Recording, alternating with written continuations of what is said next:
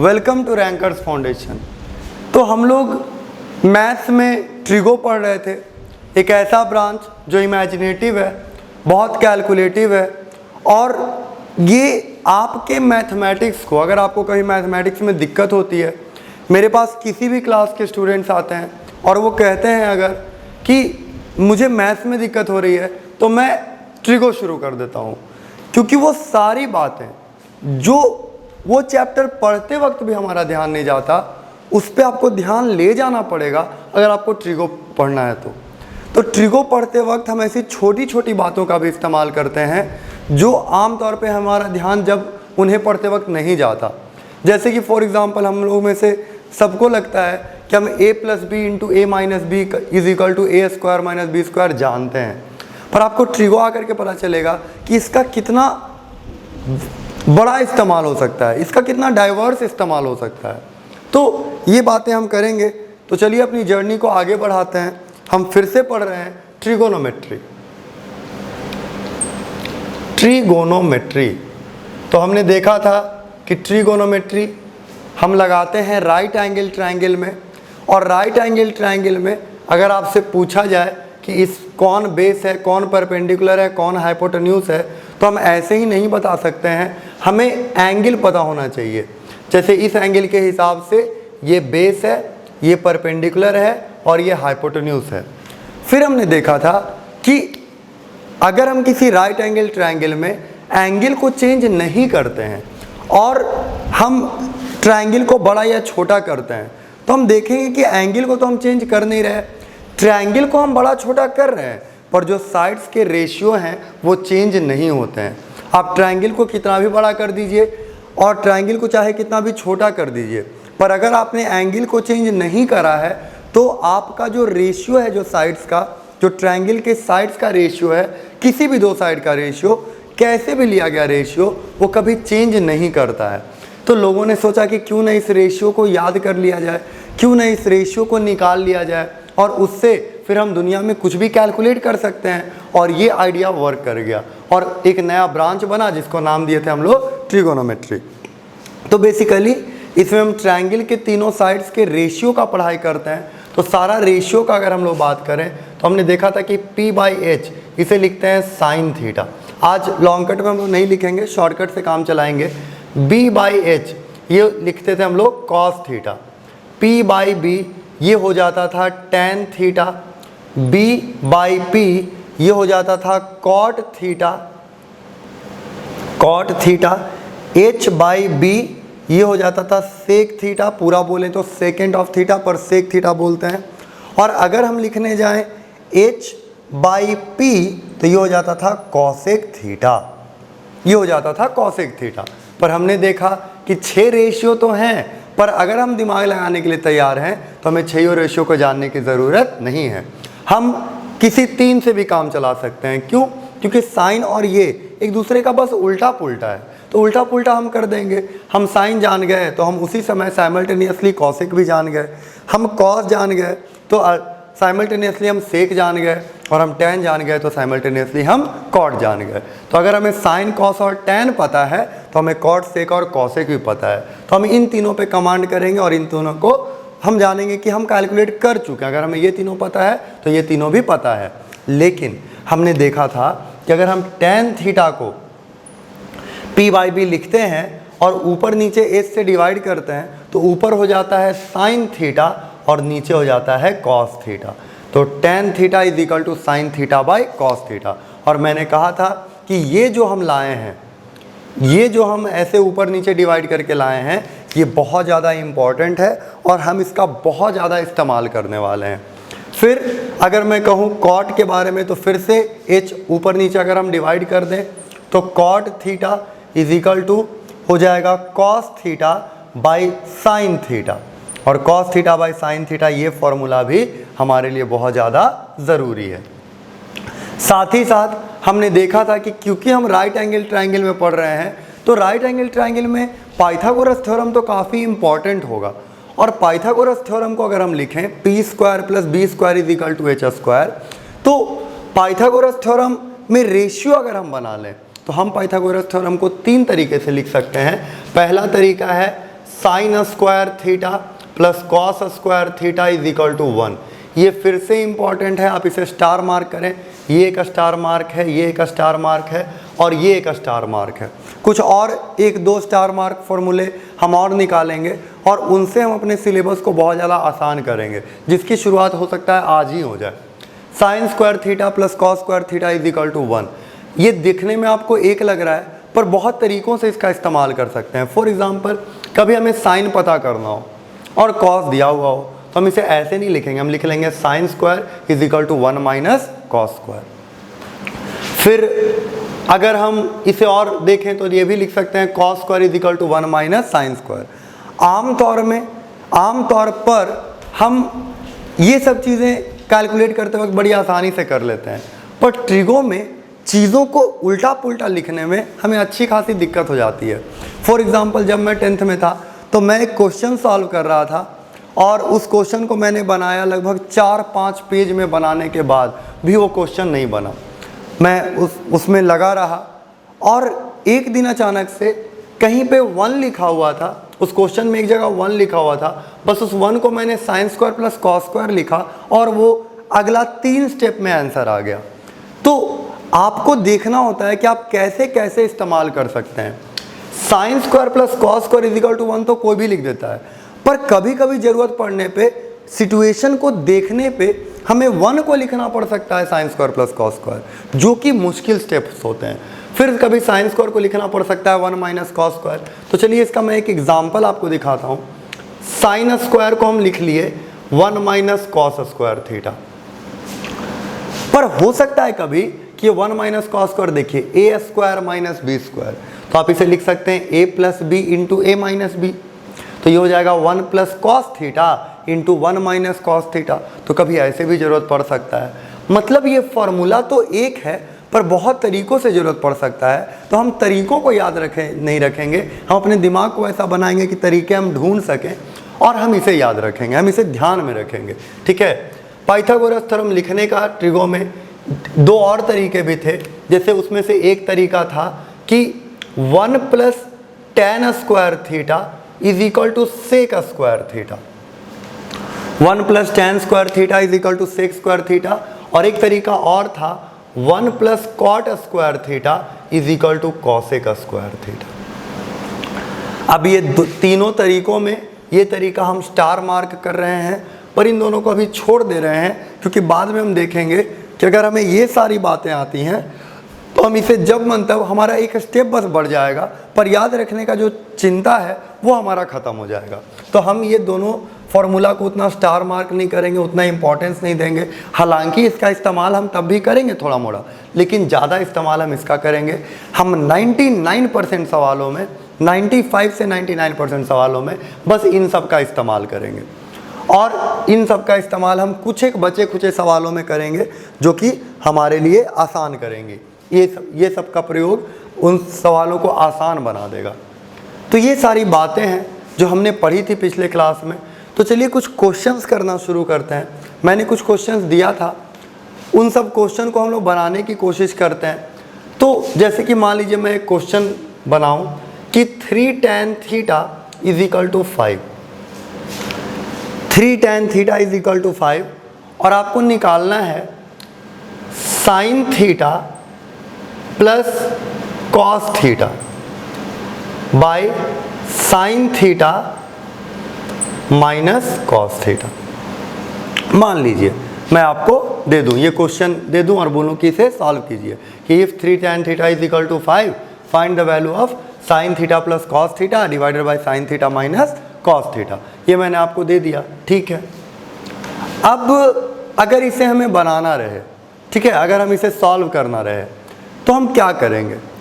तो होगा ये कि देखिए, एक तरीका तो ये है हमारा एकदम आसान सा तरीका कि अच्छा 3 tan theta is equal to 5 है, यानी कि tan थीटा 5/3 है, और tan थीटा अगर 5/3 है इसका मतलब ये हो गया कि हम एक ट्रायंगल बनाएंगे, P को 5 करेंगे और B को 3 करेंगे, और उस हिसाब से हम साइन निकाल लेंगे, कॉस निकाल लेंगे और यहाँ वैल्यू रख देंगे, जो कि बहुत मुश्किल बात नहीं थी, हमने पिछले क्लास में करी थी। उन बातों में दोबारा जाना कहीं से भी ठीक नहीं है, वो तो बस रेशियो याद करने के लिए हम बार बार प्रैक्टिस कर रहे थे। पर अगर हम इसमें कुछ और तरीके निकालें, जैसे फॉर एग्जांपल देखिए tan थीटा तो हो गया हमारा 5/3, तो ये हमने लिख दिया 5/3।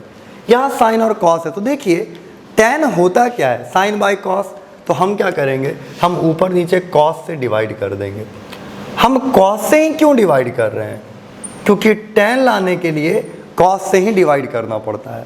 तो ये कॉस और कॉस कट जाएगा, ये कॉस और कॉस कट जाएगा, तो बचेगा क्या, बचेगा देखिए ये साइन बाई कॉस tan हो गया plus 1, sine by cos tan हो गया -1, तो हो जाएगा 5/3 प्लस 1, 5/3 -1।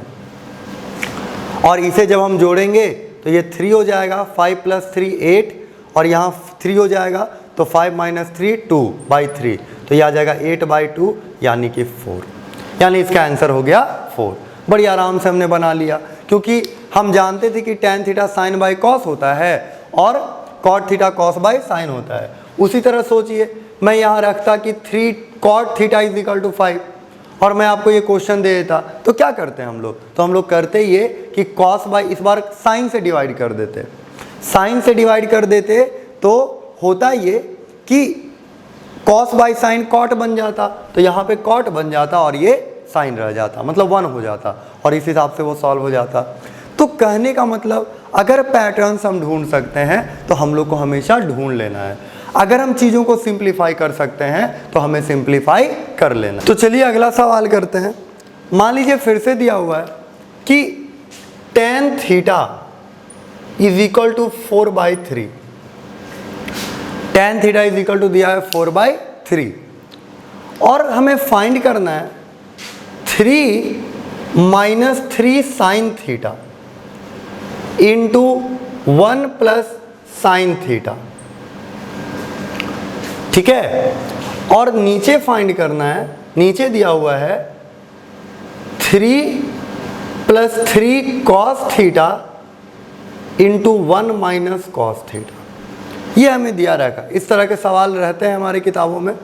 तो ये सवाल हमें दे रखा है और बोला कि tan थीटा 4/3 है, जरा इसका वैल्यू निकालिए। तो हम पुराने ज़िंदगी में जो हम जी रहे थे उससे अगर चलें तो tan थीटा का फिर से हम एक ट्रायंगल बनाएंगे और हम उसमें लिखेंगे कि P इतना है, B इतना है, और उसके बाद हम साइन निकालेंगे, कॉस निकालेंगे और इसमें पुट करेंगे, और उसके हिसाब से फिर हम आगे बढ़ेंगे, और बहुत सारे स्टेप्स करने के बाद हमारा आंसर आ जाएगा। वो हम कर सकते हैं, थोड़ा मेहनत लगेगा, थोड़ा समय लगेगा, पर वो मेथड हम यूज़ कर सकते हैं कि वो simplest of the simplest methods है। लेकिन अगर हम इससे आएँ तो देखिए सबसे पहला रूल है, आपको ध्यान रखना है, 9 में ही हमने पढ़ लिया था कि जब भी कहीं कुछ कॉमन दिखे हमेशा निकाल देना चाहिए, इससे वो चीज़ें सिंपल हो जाती हैं। तो चलिए इससे कॉमन निकाल देते हैं। हमने जैसे ही निकाला 3 हो गया 1 - sine theta into 1 + sign theta, और हमने नीचे भी 3 निकाल दिया, हो गया 1 + कॉस थीटा और ये 1 - कॉस थीटा। ये 3 और ये 3 चले गए, ये और 3 और ये 3 जैसे ही चले गए, a + b into a - b, a² - b² हम कह सकते हैं। तो हो गया 1 - साइन स्क्वायर थीटा, 1 का स्क्वायर 1 ही होगा, 1 - साइन स्क्वायर थीटा, और नीचे हो जाएगा 1 - कॉस स्क्वायर थीटा। अब सोचिए 1 - साइन स्क्वायर थीटा क्या होगा, कॉस स्क्वायर थीटा, तो ये लिखते हैं कॉस स्क्वायर थीटा, और नीचे क्या होगा 1 - कॉस स्क्वायर। ये आदत आप डाल लें, ये हमें बार बार काम आएगा। 1 - साइन कॉस स्क्वायर थीटा क्या होगा, साइन स्क्वायर थीटा, और cos square by sine square होता है, कॉस बाई साइन होता है कॉट, तो ये हो जाएगा कॉट स्क्वायर थीटा। हमें तो tan दे रखा है ना, हमें फिर तो कॉट निकालना पड़ेगा, पर हम जानते हैं कि tan और कॉट एक दूसरे का क्या होता है, उल्टा पुल्टा होता है, रेसिप्रोकल होता है। तो tan अगर 4/3 है तो अपना दिमाग लगा के कह सकते हैं कि कॉट 3/4 होगा, तो हम वहाँ स्क्वायर कर देते हैं, तो आंसर आ जाएगा 9/16, क्योंकि tan 4/3 तो कॉट 3/4, और 3/4 का यहाँ स्क्वायर करेंगे, 9/16 हमारा आंसर आ गया, और 2-3 स्टेप के अंदर आंसर आ गया। हम एग्जाम्स में इस स्टेप्स को बढ़ा सकते हैं, बहुत सारे सेंटेंसेस यूज़ करके, लेकिन अभी हम फिलहाल के लिए इसे as simple as possible solve करेंगे। तो ये सारी बातें हैं जो हम ट्रिग्नोमेट्रिक रेशियोज़ में कर सकते हैं। कुछ और भी तरीके के सवाल होते हैं जो आज आपको दिए जाएंगे और उस पर हम आगे डिस्कस करेंगे। तो चलिए अब हम कुछ खास एंगल्स के लिए पढ़ना शुरू करते हैं।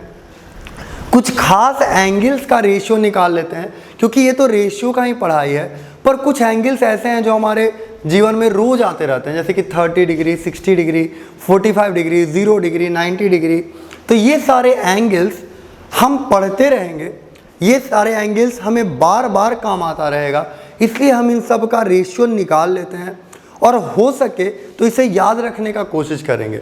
याद रखने के लिए आपको तरीके बताए जाएंगे, एक टेम्पररी तरीका रहेगा, एक परमानेंट तरीका रहेगा, और दोनों तरीकों से हम इसको याद रखने का और समझने का कोशिश करेंगे। और ये एंगल्स होंगे जो हमारे जीवन में रोज़ काम आते रहते हैं, वो होंगे 0 डिग्री, 30 डिग्री, 45 डिग्री, 60 डिग्री और 90 डिग्री। ये 5 एंगल्स के लिए हम इसे याद रखेंगे, पर हम अगर पैटर्न समझ गए तो हम दुनिया भर के एंगल्स के लिए इसे समझ सकते हैं और हम वही देखने का कोशिश करेंगे। तो चलिए हम कुछ कॉमन एंगल्स के रेशियोज निकालते हैं और हमारा चैप्टर शुरू हो रहा है trigonometric ratios of some particular angles. कुछ खास एंगल्स के रेशियो, वो खास एंगल जो हमारे जीवन में रोज़ काम आते हैं, अक्सर हमें उनका काम पड़ता है, और वो एंगल्स हैं 0 डिग्री, 30 डिग्री, 45 डिग्री, 60 डिग्री और 90 डिग्री। तो चलिए देखते हैं उनका रेशियो। तो उन एंगल्स के नाम पहले लिख दिए जाए, 0 डिग्री, 30 डिग्री, 45 डिग्री, 60 डिग्री और 90 डिग्री। और बोनस के तौर पे मैं आपको 2 एंगल और बताऊंगा जो बहुत आसानी से याद रखे जा सकते हैं, इसलिए वो भी हम लोग पढ़ लेंगे, पर पढ़ना हमारे सिलेबस में यही है। तो देखिए 60 डिग्री की बात करते हैं। सबसे पहले तो हम 45 डिग्री की बात कर सकते थे, तो चलिए इसी की बात करते हैं 45 डिग्री की। तो 45 डिग्री की अगर हम बात करें, हमें सबसे आसानी से 45 डिग्री कहाँ मिल सकता है, और याद रखिए कि वो राइट एंगल ट्रायंगल होना चाहिए, ठीक है। राइट एंगल ट्रायंगल का भी हमें ध्यान रखना है और 45 डिग्री का भी ध्यान रखना है। तो सोचिए अगर मैं किसी राइट एंगल ट्रायंगल में एक एंगल को 45 करूं तो अगला वाला तो मजबूर हो जाएगा ना वही 45 होने के लिए, क्योंकि 45 और 90 पूरा मिला के 180 डिग्री हो जाएगा। तो 45 डिग्री अगर हमें रखना है तो हमें ऐसा ट्रायंगल लेना होगा जिसके दोनों एंगल्स बराबर हों, क्योंकि अगला भी 45 हो जाएगा। और आप जानते हैं कि एंगल्स बराबर होने से साइड्स भी बराबर हो जाते हैं। तो हमें जो ट्रायंगल लेना होगा, हमें जो जिस ट्रायंगल की ज़रूरत होगी वो होगा एक right angle isosceles triangle. Right angle isosceles triangle, हमने कहा ठीक है, ये तो अच्छी बात हो गई। ABC ये एंगल हमारा 90 डिग्री है और हम इस 45 डिग्री वाले की बात करते हैं। हम किसी की भी कर सकते हैं क्योंकि दोनों 45 है। तो हमने क्या किया, इस साइड को मान लिया x। जिस समय हमने इस साइड को x माना उस समय भी ये साइड भी x हो गया। तो ये क्या हुआ, चलिए मन में ही बनाते हैं। छोटे मोटे कैलकुलेशंस के लिए पेन कॉपी पर निर्भर रहना सही नहीं है, तो हम लोग मन में करते हैं। ये हो जाएगा x square plus x square. x square plus x square, किसी चीज़ में उसी चीज़ को जोड़ो तो वो दुगना हो जाता है, तो हो गया 2x स्क्वायर अंडर रूट, तो हो जाएगा रूट टू एक्स। अगर आपको समझ में ना आए तो आप फिर इसे कर सकते हैं अपने कॉपी पेन पे से, है ना। √2x ये हो गया, ठीक है। अब चलिए रेशियोस निकालते हैं। तो सबसे पहले हम निकालेंगे sine 45 degree. Sine 45 degree, sine होता है p/h, तो इसके लिए ये तो b है, ये p है और ये h है। ये कंसेप्ट हम पहले ही पढ़ चुके हैं। तो साइन 45 डिग्री p/h यानी x/√2x, और ये x कट गया, बचा 1/√2। तो साइन 45 डिग्री का वैल्यू होता है 1/√2। हम समझ गए। लेकिन इसका मतलब क्या होता है, अगर हम ये कह रहे हैं कि साइन 45 डिग्री का वैल्यू 1/√2 है, इसका मतलब क्या है? इसका मतलब ये है कि आप चाहे कितना भी बड़ा ट्रायंगल बना लें, कितना भी छोटा ट्रायंगल बना लें, एक राइट एंगल ट्रायंगल बनाए, कितना भी बड़ा बनाए, कितना भी छोटा बनाए, उसमें अगर आपने एक एंगल को 45 डिग्री रखा है और उसके परपेंडिकुलर और हाइपोटेन्यूज को अगर आप डिवाइड कर रहे हैं तो आपको हमेशा 1/√2 मिलेगा। कोई और चीज़ मिलना पॉसिबल नहीं है। हमेशा आपको 1/√2 मिलेगा। यही इसका मतलब है कि किसी भी राइट एंगल ट्रायंगल में, चाहे वो कितना भी बड़ा हो, चाहे वो कितना ही छोटा हो, अगर उसका एक एंगल 45 डिग्री है और उसके परपेंडिकुलर और हाइपोटेन्यूज को अगर हम डिवाइड कर रहे हैं तो हमें हमेशा 1/√2 मिलेगा और कोई रेशियो कभी मिलने वाला नहीं है। अब चलते हैं हम cos 45 डिग्री में, ठीक है। तो ये हो जाएगा, ये होता है b/h, तो x/√2x, तो ये x फिर से कट जाएगा, बचेगा 1/√2। आप ऐसा ना समझ लें कि ये दोनों बराबर होता है, बराबर नहीं होता है, यहाँ हो रहा है क्योंकि 45 डिग्री है। फिर अगर बात करें tan 45 डिग्री की, tan 45 डिग्री की, तो tan 45 डिग्री के लिए हम ऐसे भी गेस कर सकते हैं कि p/b होता है और p/b दोनों यहाँ बराबर है, तो रेशियो 1 आना चाहिए। पर फिर भी हम कैलकुलेट यहाँ प्रूव कर लेते हैं एक तरह से, तो p x है और b भी x है, तो x कट के कितना हो गया 1। हम 3 निकाल चुके, अगला 3 हम आराम से निकाल लेंगे, पर क्योंकि हमें रेशियोस याद भी करने हैं तो हम इसे पूरा सॉल्व करेंगे।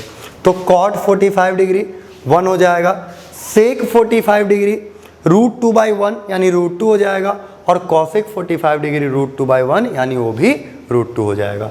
तो इस तरह से हम कह सकते हैं कि ये 6 रेशियो हमने निकाल लिए, किसके लिए? 45 डिग्री के लिए। तो अगला जो हमारा पड़ाव है वो है 60 डिग्री के लिए। हमें सबसे आसानी से 30 डिग्री अभी हम छोड़ दे रहे हैं, 30 डिग्री के लिए हम अलग से प्रबंध करेंगे, और अभी हम 60 डिग्री की बात करते हैं। हमें सबसे आसानी से किसी ट्रायंगल में 60 डिग्री कब मिल सकता है? तो एक ट्रायंगल तो होता है, वो है इक्विलेटरल ट्रायंगल, वहाँ हमें 60 डिग्री मिलता है। तो हमने क्या किया, सिर्फ 60 डिग्री का ध्यान रखने के लिए हमने एक इक्विलेटरल ट्रायंगल बना लिया। हमने एक इक्विलेटरल ट्रायंगल बना लिया और उसमें हम जानते थे कि हमें एक 60 डिग्री मिल जाएगा। ये बना लिया हमने, ये एंगल भी 60 डिग्री है, ठीक है। लेकिन प्रॉब्लम ये आ रही है कि हमने बना तो लिया, 60 डिग्री का प्रबंध तो हमने कर लिया, पर राइट एंगल ट्रायंगल का तो प्रबंध नहीं हुआ, राइट एंगल ट्रायंगल तो नहीं मिला। तो हमने क्या किया, यहाँ से एक परपेंडिकुलर डाल दिया। इससे हमारे 2 प्रॉब्लम सॉल्व हो गए। एक तो हमें राइट एंगल ट्रायंगल मिल गया और दूसरा हमें इसी में 30 डिग्री भी मिल गया। एक तो हमें राइट एंगल ट्रायंगल मिल गया, हमें 90 डिग्री मिल गया, और साथ ही साथ एक 30 डिग्री भी मिल गया। तो ये हमारे 2 कॉम्प्लिकेशन सॉल्व हो गए एक परपेंडिकुलर ड्रॉ करने से, ठीक है।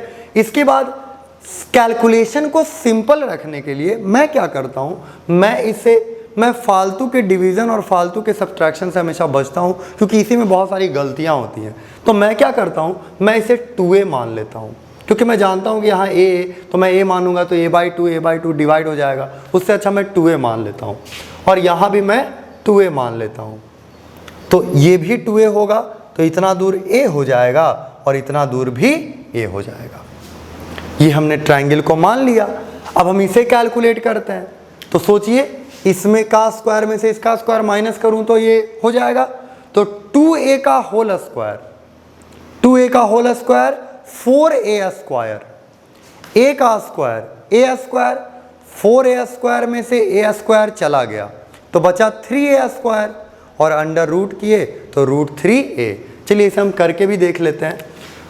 इसे लिखेंगे तो ये मान लीजिए कि 60 डिग्री के लिए लिख रहे हैं, तो ये b है, ये p है और ये h है, तो लिख सकते हैं p square plus b square is equal to h square, p square plus b square is equal to h square, ठीक है। p हमें तो निकालना है b स्क्वायर, b a है तो लिख दिया a स्क्वायर, और h 2a का होल स्क्वायर। जहाँ कॉम्प्लिकेटेड लगेगा मैं खुद ही सॉल्व कर दूंगा, पर जहाँ ज़्यादा कॉम्प्लिकेटेड ना हो वहाँ आप कोशिश करें कि आप मन में करें। ये भी मन में किया जा सकता था, कई लोगों ने कर भी लिया होगा, तो आप मन में ही कोशिश करें कि ये कैलकुलेशंस हो जाए, क्योंकि ये बहुत हेक्टिक कैलकुलेशंस नहीं है, बहुत सिंपल कैलकुलेशंस है।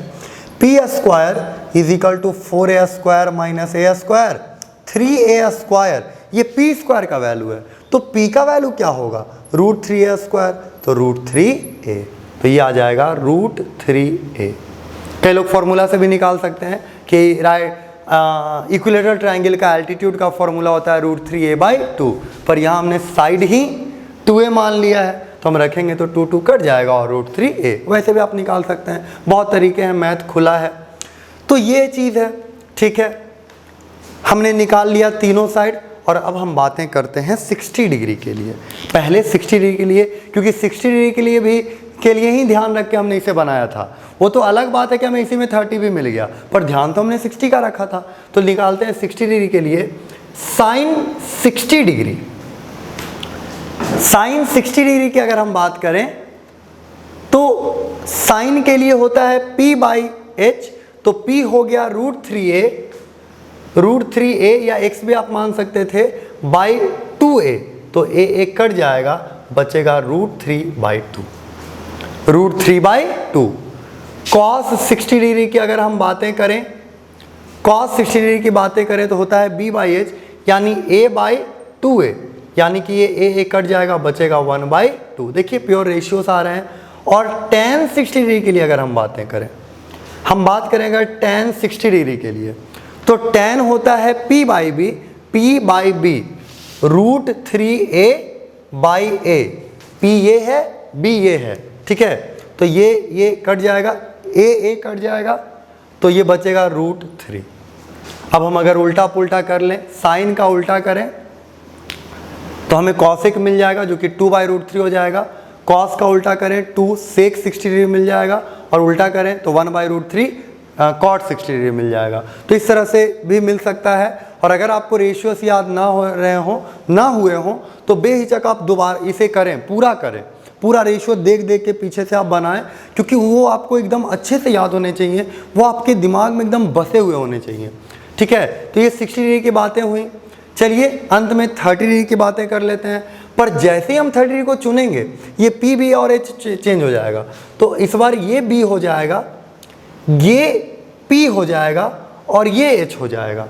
तो चलिए 30 डिग्री की बात करते हैं। साइन 30 डिग्री, साइन 30 डिग्री होगा p/h, तो p हो गया a और h हो गया 2a, तो a/2a, a कट गया 1/2। तो साइन 30 डिग्री होता है 1/2। हमने शुरू में ही देखा था जब हम ट्रिको का स्टार्ट कर रहे थे, तो याद करिए मैंने p/h लिया था 1/2 कि पतंग अगर 100 मीटर या 200 मीटर लंबा है तो 100 मीटर की ऊंचाई पे उड़ रहा था, तो वहाँ 1/2 मैंने इस्तेमाल किया था। मैंने जानबूझ के सही डाटा लिया था कि अगर आपको एग्जाम्पल याद भी रह जाए तो आमतौर पर आप उससे काम चला लें, ठीक है। तो साइन 30 डिग्री, कॉस 30 डिग्री होता है b/h, कॉस होता है b/h, तो b/h अगर हम करें तो ये हो गया √3a/2a, तो ये कट गया, बचा √3/2, ठीक है। और अंत में हम लोग निकालेंगे tan 30 डिग्री। tan 30 डिग्री की अगर हम बातें करें तो हो जाएगा, tan होता है p/b, तो p/b यानी a/√3a, तो a कटा, बचा 1/√3। तो ये रेशियोस हैं, इसी का उल्टा करके हम कॉसिक भी निकाल सकते हैं, सेक भी निकाल सकते हैं और कॉट भी निकाल सकते हैं। और मैं चाहता हूं कि अगर आपको ये सारे रेशियोस अभी याद नहीं हुए हैं, कोई अचानक से जगा के पूछे कि सेक क्या होता है और आप नहीं बता पाते हैं, तो फिर आप इसको दोबारा से एक बार पूरा सॉल्व करके करें और पीछे के क्वेश्चन से बनाएं, ताकि आपको रेशियोस अच्छे से याद हो जाएं। बाकी तो हमें ये वैल्यूज़ याद रखने हैं, और इसको याद रखने के हम दो तरीके सीखेंगे, एक टेम्पररी मेथड और एक परमानेंट मेथड। दोनों मेथड हमें काम आने वाले हैं और दोनों मेथड से हम चलने वाले हैं। तो हमने 30 डिग्री की बातें कर ली, 45 डिग्री की बातें कर ली और 60 डिग्री की भी बातें कर ली, ठीक है। अब हम 0 और 90 की बातें कर सकते हैं, पर ये एक ऐसा एंगल है जिसके रेशियोस कैसे आते हैं ये समझने में हमें दिक्कत होती है। तो इसके लिए पहले आपको जानना होगा कि नॉट डिफाइंड और इन्फिनिटी में क्या अंतर है। अगर आपको इसको समझने में दिक्कत आ रही है तो आप इसे सीधा याद भी कर सकते हैं, और नहीं तो आप ऐसा कर सकते हैं कि आप पुराने रेशियोस को एक बार और देखें और इसे 2 या 3 बार देख सकते हैं। पर हम इसे क्योंकि इमेजिन करके कोशिश करेंगे समझने का, इमेजिनेशन से कोशिश करेंगे समझने का, जो कि टाइम के साथ ही होता है। याद रखिएगा, हमारे साथ एक प्रोसेस काम कर रहा होता है जिसे कहते हैं डिसोल्यूशन। डिसोल्यूशन का मतलब होता है कि चीज़ों को सॉल्व नहीं करना है, चीज़ों को डिसॉल्व करना है। डिसॉल्व करना मतलब कि आप उसे इतना समय दीजिए कि वो चीज़ आपके अंदर घुल जाए और आपका हिस्सा बन जाए। उसको डिसोल्यूशन कहा जाता है। और अगर आप डिसोल्यूशन के मदद से कोई काम करते हैं तो वो चीज़ें आपका हिस्सा बन जाती हैं। तो हो सकता है आपने एक बार देखा और आपको समझ में ना आया, तो इसका ये मतलब नहीं है कि आपको कभी नहीं आएगा। आप थोड़ा सा समय दीजिए, 1-2 दिन बाद दोबारा देखिएगा, आपको ज़्यादा समझ में आएगा। आपके साथ ऐसा होता भी होगा रियल लाइफ में कि कभी आप कोई चीज़ कोशिश कर रहे थे, वो नहीं हो रहा था, लेकिन कुछ दिन बाद देखा तो अरे वो बड़ी आसानी से हो गया। तो वो डिसोल्यूशन के एग्जाम्पल्स हैं और हमारे लिए वो बहुत ज़्यादा वर्क करते हैं। तो आप इसमें थोड़ा समय दें, आप थोड़ा वेट कर लें और उसके बाद चलें, क्योंकि चीज़ें आसान ही होती हैं, बस हमारा माइंडसेट अलग होता है। तो चलिए 0 और 90 डिग्री को निकालते हैं, 0 और 90 डिग्री के रेशियोस निकालते हैं। लेकिन उसके लिए हम पहले समझते हैं कि क्या डिफरेंस है इन्फिनिटी में और नॉट डिफाइंड में। क्या डिफरेंस है इन्फिनिटी में और नॉट डिफाइंड में? क्या दोनों सेम बातें हैं कि दोनों अलग अलग बातें हैं? ये हम जानने की कोशिश करते हैं इसके लिए। तो आपने पहले से सुन रखा होगा कि जब आप 9th में होंगे, 8th में होंगे, तो आप पढ़ते होंगे कि कोई भी रैशनल नंबर p/q के फॉर्म में होता है और नीचे q 0 नहीं हो सकता है। क्यों नहीं हो सकता है भाई? नीचे q 0 क्यों नहीं हो सकता है? और नीचे q अगर हम 0 कर दें, किसी भी फ्रैक्शन का डिनोमिनेटर अगर हम 0 कर दें तो क्या होगा? तो होगा ये कि वो नॉट डिफाइंड हो जाएगा। ठीक है, तो ये कैसे होता है, चलिए हम इसको देखते हैं। जैसे कि फॉर एग्जांपल मैं आपको बोलूं कि 1/, अगर मैं करूं 1/1000, मैं लिखूं 1/1000, तो क्या होगा इसका आंसर? 1/1000 का आंसर क्या होगा? इसका आंसर होगा 0.001। 0.001 ये 1/1000 का आंसर हुआ। फिर मैंने सोचा अच्छा ये तो बहुत कम आया, चलो कुछ और ट्राई करते हैं और मेहनत करते हैं। तो 1/100 किया हमने, 1/100 किया तो हमने आंसर पूछा तो बोला कि 0.01 हो गया। बोला चलो कुछ तो बढ़ा, हमने वहाँ 1000 से 100 कर दिया, चलो कुछ तो बढ़ा। फिर हमने कर दिया 1/10, तो ये आंसर कितना होगा? 0.1। फिर हमने कर दिया 1/1, तो ये तो 1 ही हो गया। फिर हमने किया 1/0.1, 1/0.1, इसको कैलकुलेट करें तो कितना आएगा? तो 1/0.1 को अगर हम कैलकुलेट करें तो ये हो जाएगा, देखिए इसको लिख सकते हैं 1/10, 10 ऊपर चला जाएगा तो ये हो जाएगा 10, यानी 1/0.1 हो जाएगा 10। 1/0.01 या 001 ये कितना हो जाएगा? सोचिए, उल्टा कर दे, ये इधर ले आए तो ये कितना हो जाएगा? 1000। अगर मैं आपको बोलूं 1/0.0000001 तो ये काफ़ी बड़ा नंबर आएगा कि नहीं? ये एक बहुत बड़ा नंबर आएगा, लाख में, 10 लाख में डिजिट्स गिनने होंगे, उतना बड़ा नंबर आएगा। तो हम इसमें अगर पैटर्न ऑब्जर्व करें, बातें तो अलग हो रही है हमेशा, पैटर्न अगर ऑब्जर्व करें तो हम ये देख रहे हैं कि जैसे जैसे हम डिनोमिनेटर को कम करते जा रहे हैं, जैसे जैसे हम डिनोमिनेटर को घटाते जा रहे हैं, ये जो नंबर हम ला रहे हैं ये बढ़ते चला जा रहा है। जैसे जैसे हम डिनोमिनेटर को कम करते जा रहे हैं, जो नंबर हमें मिल रहा है, जो नंबर हमें प्राप्त हो रहा है, वो बढ़ते चला जा रहा है। तो सोचिए, इसे घटाते घटाते कम करते करते मैं 0 के आसपास कर दूं कि 0.0000020-25 जन्म तक 0 और फिर 1, इतना कम कर दूं, तो वो जो नंबर मिलेगा, सोचिए कितना बड़ा नंबर मिलेगा, वो बहुत ज़्यादा बड़ा नंबर मिलेगा और उसे हम कहते हैं इन्फिनिटी। उसे हम कहते हैं इन्फिनिटी। जब मैं नीचे डिवाइड करने वाले नंबर को एकदम छोटा कर दूं, 0 के आसपास कर दूं, तो वो जो नंबर मुझे मिलेगा वो काफ़ी बड़ा नंबर मिलेगा और उसे हम कहते हैं इन्फिनिटी। ठीक है, लेकिन सोचिए, वो जो नंबर हमने नीचे डिवाइड करा उसको मैं एग्जैक्टली 0 कर दूं, एग्जैक्टली एकदम 0 कर दूं, 0 के आसपास नहीं रखूं, 25 जन्म नहीं, पूरा 0 कर दूं, तो वो नंबर अब इतना बड़ा हो जाएगा कि वो मैथमेटिक्स के सोच और समझ से बाहर हो जाएगा और उसे कहा जाता है नॉट डिफाइंड। मतलब 1/0 इन्फिनिटी भी हो सकता है और नॉट डिफाइंड भी हो सकता है, लेकिन 1/एग्जैक्टली 0 है नीचे में पूरा पूरा 0 है तो वो नॉट डिफाइंड है। 1/10 है, 0 के आसपास का नंबर है, बड़ी छोटा नंबर है, तो वो हो जाएगा इन्फिनिटी। आप ये दोनों बातें ध्यान रखें कि अगर हम इन्फिनिटी लिख रहे हैं इसका मतलब है कि नीचे का नंबर जो है, जो डिनोमिनेटर है, वो 0 के आसपास का नंबर है, वो इतना छोटा है कि उसे 0 कह दिया जा सकता है पर 0 नहीं है। अगर एग्जैक्टली 0 जिस दिन हो जाएगा उस दिन वो इन्फिनिटी ना होकर नॉट डिफाइंड हो जाएगा। नॉट डिफाइंड का मतलब जिसका कोई डेफिनेशन नहीं है, जिसका कोई अता पता नहीं है, जो हमारे सोच और समझ से परे है, जो हमारे सोच से बाहर है। तो वही ये डिफरेंस होता है इन्फिनिटी और नॉट डिफाइंड में। तो आपने देखा कि नीचे जैसे जैसे हम नंबर को घटाते चले जा रहे थे, ये नंबर बढ़ते चला जा रहा था, तो घटा घटा के अगर हम 0 के आसपास कर दें तो नंबर बहुत बड़ा हो जाएगा जिसे हम कहेंगे इन्फिनिटी। लेकिन अगर हम इसे एग्जैक्टली 0 कर दें तो नंबर का आता पता ही नहीं होगा और वो हो जाएगा नॉट डिफाइंड।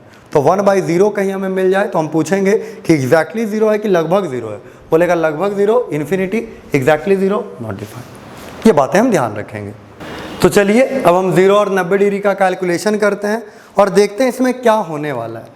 तो सोचिए 30 डिग्री बनाना था, 30 डिग्री तो ट्रायंगल में पॉसिबल है, 60 डिग्री ट्रायंगल में पॉसिबल है, बहुत सारे ट्रायंगल्स हो सकते हैं जिसमें 60 डिग्री एंगल हो सकता है, equilateral triangle is one of them.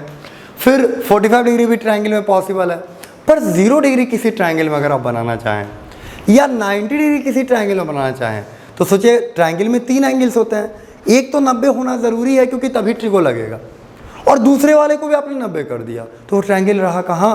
वो तो ट्रायंगल रहा नहीं। या आपने एक 90 किया, एक 0 किया, तो अगला वाला ऑटोमेटिकली 90 हो गया, तो फिर भी वो ट्रायंगल नहीं रहा। तो 0 डिग्री और 90 डिग्री ये जो एंगल्स हैं ये ट्रायंगल का हिस्सा नहीं होंगे। जाहिर सी बात है जिस समय 0 डिग्री या 90 डिग्री होगा उस समय कोई ट्रायंगल नहीं बन रहा होगा, उस समय ट्रायंगल बनना शुरू हो रहा होगा, ट्रायंगल का जन्म हो रहा होगा। क्योंकि मान लीजिए कि अगर हम इमेजिन करें तो अभी ये ऐसे है, ये अभी कोई ट्रायंगल नहीं है, लेकिन ये धीरे धीरे ऐसे होने लगेगा तो ये ट्रायंगल बनने लगेगा। तो देखिए अभी इस एंगल को अगर हम 0 मान लें, इस एंगल को, तो इसको 90 मान सकते हैं ना। लेकिन जैसे ही थोड़ा सा ये बड़ा हो जाएगा तो अब ये मान लीजिए 5 डिग्री हो गया तो ये 85 डिग्री हो जाएगा। उस हिसाब से ट्रायंगल जब ये बनेगा तब ये 0 नहीं होगा, तब ये 90 नहीं होगा। लेकिन जब ट्रायंगल बनना शुरू हुआ है तो हम ये कह सकते हैं कि उस समय ये एंगल 0 है और ये एंगल 90 है। पर इस समय का अगर हम फोटो खींच लें, ट्रायंगल के जन्म का अगर हम फोटो खींच लें तो हमें लगेगा कि ये तो ट्रायंगल ही नहीं है। हम कंफ्यूज रहेंगे कि कौन 0 है, कौन 90 है, कौन 90 है, ये हम कंफ्यूज रहेंगे। तो हम क्या करेंगे, समझेंगे कि हम ट्रायंगल के जन्म की बात कर रहे हैं, पर जो फोटो खींचेंगे, जो हम ड्राइंग बनाएंगे, वो ट्रायंगल के जन्म के 10 मिनट बाद का बनाएंगे। तो देखिए हम यहाँ पे आते हैं और ये हम एक छोटा सा डायग्राम बनाने जा रहे हैं। हम मान लेंगे कि ये एंगल 0 डिग्री है और हम मान लेंगे कि ये एंगल 90 डिग्री है। पर क्या ये ट्रायंगल बन चुका है? हाँ, ये बन चुका है, इसलिए ये 0 और 90 नहीं हो सकते। ट्रायंगल अब बन चुका है, लेकिन ये फिगर ऐसे होना चाहिए था कि बस 2 स्ट्रेट लाइन, जो कि ट्रायंगल नहीं होता, तो हम कंफ्यूज रहते। तो इसीलिए हमने फोटो 10 मिनट बाद का बनाया है कि ट्रायंगल को जन्म लिए 10 मिनट हो गया, कुछ एंगल बन गया। लेकिन हम समझ रहे हैं कि नहीं, हम जन्म की बात कर रहे हैं तो हम इस एंगल को 0 ट्रीट करेंगे, ये एंगल जब भी हमें मिलेगा हम इसे 90 ट्रीट करेंगे और ABC हम इसका नाम दे देते हैं। पहले चलिए हम 0 डिग्री के लिए चलते हैं, 0 डिग्री की बातें करते हैं। तो ABC हमने नाम दे रखा है। सबसे पहले हम कैलकुलेट करते हैं साइन 0 डिग्री। साइन 0 डिग्री, तो साइन होता क्या है? अगर इस 0 डिग्री के लिए हम बात करें तो ये हो गया B, ये हो गया H और ये हो गया P। किसके लिए हम बात कर रहे हैं? हम 0 डिग्री की बातें कर रहे हैं, इसलिए बेस हो गया, या हाइपोटेन्यूज हो गया और ये परपेंडिकुलर हो गया। और साइन थीटा होता है P/H। तो सोचिए क्या होगा, BC/AC, BC/AC। अब ये CC काट मत दीजिएगा, वो ऐसा नहीं होता है, ठीक है। BC/AC पूरा नाम है, तो BC/AC। लेकिन अब सोचिए अभी ना हमने ट्रायंगल का 10 मिनट बीत गया ना, 10 मिनट के बाद का फोटो है ना, ये कुछ हो गया BC। लेकिन जिस समय ये ट्रायंगल जन्म लिया होगा उस समय ये BC कितना होगा? 0। तो जाहिर सी बात है इस BC को मैं लिख देता हूँ 0, तो 0 बाई समथिंग। आपके पास है नहीं, कुछ नहीं और आप AC में बांटने जा रहे हैं, क्या मिलेगा किसी को? कुछ नहीं मिलेगा, तो ये हो जाएगा 0, यानी साइन 0 डिग्री होता है 0। ठीक है, फिर हम आते हैं कॉस में, कॉस 0 डिग्री। तो कॉस होता है B बाई H, तो वो लिख सकते हैं AB by AC, AB by AC। लेकिन सोचिए ये 10 मिनट के बाद का फोटो है, हमें ये भूलना नहीं है।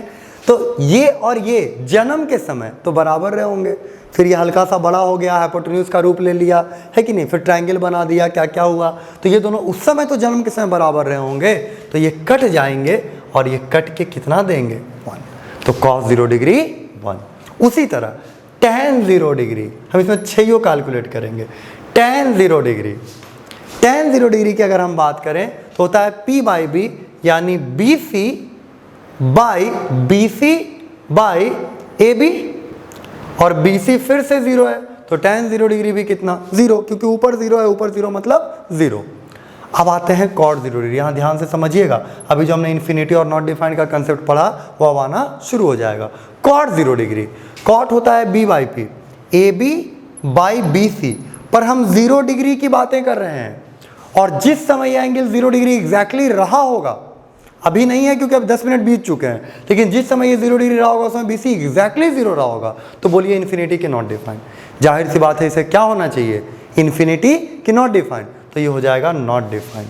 इसे हम लिखते हैं नॉट डिफाइंड, सिंबल हम ऐसा ही यूज़ करते हैं, पर इसे लिखना चाहिए, जो अच्छी अच्छी किताबें आप पढ़ेंगे वहाँ नॉट डिफाइंड ही लिखते हैं, कहीं कहीं इन्फिनिटी लिख देते हैं, ज़्यादा बुरा मानने की ज़रूरत नहीं भी नहीं है उसमें। फिर सेक 0 डिग्री, सेक होता है H बाई B, तो H बाई B यानी लिखें तो हो जाएगा AC by AB, AC by AB अगर हम करें तो फिर से ये दोनों बराबर रहेंगे जन्म के समय, कट जाएंगे, बचेगा 1।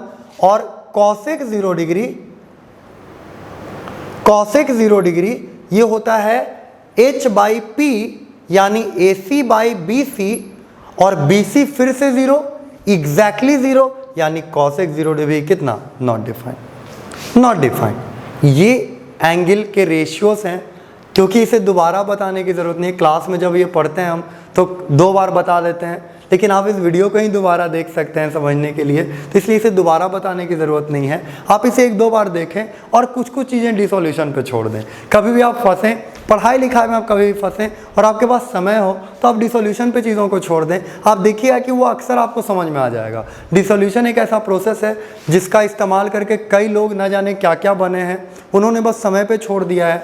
और बहुत सारी चीज़ें, मैं ऐसा नहीं कह रहा हूँ कि हार मान जाना, मैं कह रहा हूँ कि चीज़ों को ग्रैस्प करने के लिए हमारे दिमाग को कुछ समय चाहिए होता है, वो देना डिसोल्यूशन का पार्ट है, ये नहीं कि हार मान जाना डिसोल्यूशन का पार्ट है।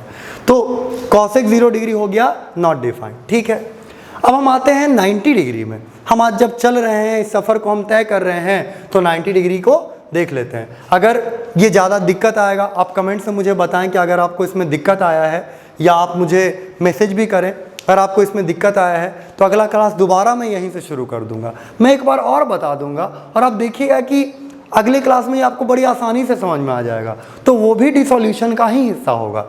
तो चलिए अगला हम लोग देखते हैं 90 डिग्री का साइन 90 डिग्री। साइन 90 डिग्री, अब 90 डिग्री की अगर हम बातें करें तो हम इसमें आ गए हैं, तो हमारा अब हो गया ये बेस हो गया, ये परपेंडिकुलर हो गया और वो हाइपोटेन्यूज हो गया। तो साइन 90 की अगर हम बात करें तो होता है P बाई H, यानी AB बाई AC, और दोनों बराबर रहे होंगे, कहानियों के अनुसार उस समय दोनों बराबर थे, तो जाहिर सी बात है ये कट के कितने आ जाएंगे? 1। cos 90 डिग्री, cos 90 डिग्री होता है B बाई H, यानी BC बाई AC, और BC बाई AC कितना हो जाएगा? 0। क्यों? क्योंकि BC ही 0 था जन्म के समय। फिर tan 90 degree, tan 90 degree, tan 90 degree कितना होगा? tan 90 डिग्री की अगर हम बातें करें तो होता है P बाई B, नीचे 0 आ रहा है, लिख देते हैं पहले AB बाई BC, और नीचे 0 आ रहा है, यानी कि नॉट डिफाइंड। ये तो मैथमेटिक्स को मंजूर ही नहीं है, ऐसा कितना बड़ा नंबर पता ही नहीं है उसे। cot 90 डिग्री, cot 90 डिग्री ये जो होगा वो हो जाएगा, cot होता है B बाई P, तो हो जाएगा BC बाई AB और BC क्योंकि 0 है तो cot 90 डिग्री 0। साथ ही साथ अगर हम चलें आगे बढ़ें तो हम लिख सकते हैं कि sec 90 degree, sec 90 degree, sec होता है h बाई बी, तो फिर से नीचे 0 होने वाला है, h बाई बी यानी लिखेंगे AC बाई BC, नीचे 0 होने वाला है, नॉट डिफाइंड। और अगर हम बात करें cosec 90 डिग्री की तो cosec 90 degree h by p दोनों बराबर हो जाएंगे और कट क्या आएगा 1। तो आप कमेंट से मुझे बताएं कि ये आपको कितनी दिक्कत आई। अगर आपको ये ज़्यादा दिक्कत वाला चीज़ लगेगा तो इसे हम दोबारा अगले क्लास में शुरू कर लेंगे, यहीं से शुरुआत कर लेंगे और अगले क्लास में हम इसके ऊपर क्वेश्चंस बनाएंगे और ये देखेंगे कि ये हमारे कैलकुलेशन को कितना स्ट्रॉन्ग करता है। ये चैप्टर समझिए कि आपके कैलकुलेशन को स्ट्रॉन्ग करने वाला है। आपके मन में अगर थोड़ा मोड़ा कोई नंबर को लेकर डर रह जाता है, कई लोगों को लगता है रूट वगैरह देख करके उन्हें अजीब लगने लगता है, तो वो सारा डर ये चैप्टर आपका दूर कर देगा। ट्रिगो एक कंप्लीट फुल प्रूफ चीज़ है जो आपके मैथमेटिक्स को हमेशा निखार देता है। अभी हम जब आइडेंटिटीज में आएंगे तो छोटी छोटी बातें हम इतनी ज़्यादा सीखेंगे जो हमने पहले से पढ़ रखी है वो हम दोबारा से सीखेंगे और हमें पता चलेगा कि ये पहले से हमें उतना पता भी नहीं था। तो ये ट्रिगोनोमेट्री की खासियत है। तो यहीं पे कुछ क्वेश्चंस के साथ हम अगले दिन मिलेंगे। आज के लिए बस इतना ही, बाकी बातें अगले दिन।